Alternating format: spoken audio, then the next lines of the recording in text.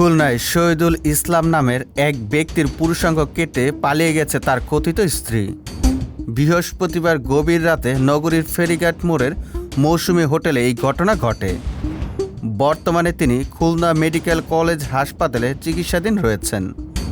আহত শহীদুল পাইকগাছা উপজেলার কমলাপুর গ্রামের আজিবরের ছেলে। হোটেলের ম্যানেজার মোহাম্মদ কাইয়ুম জানান, শহীদুল ইসলাম ও তার কথিত স্ত্রী রাত আনুমানিক ৮টার দিকে হোটেলে আসেন এবং নিজেদের স্বামী স্ত্রী পরিচয় দিয়ে হোটেলের ৪র্থ তলার ২ নম্বর কক্ষে অবস্থান করেন। আমরা জানতে পেরেছি যে মৌসুমী হোটেলে একটা গোপন অঙ্গ কর্তনের ঘটনা ঘটেছে। এ সম্পর্কে আপনি কতটুকু জানেন?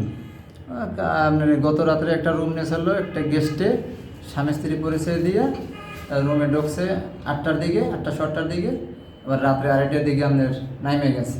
আমার বলছে পাইলস হয়েছে, একটু গেটটা খুলে দেন, চিকিৎসার জন্য যাব।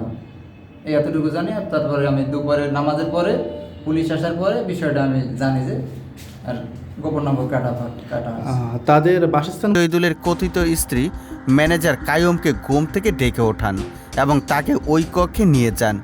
সেখানে শহীদুলের শরীরে রক্ত দেখে কাইয়ুম বিষয়টি জানতে চাইলে শহীদুল তার পাইলসের সমস্যা আছে বলে জানান। তিনি বলেন তাকে চিকিৎসার জন্য খুলনা মেডিকেল কলেজ হাসপাতালে নিতে হবে। পরবর্তীতে শহীদুলকে ইজি বাইকে করে হাসপাতালে পাঠানো হয়।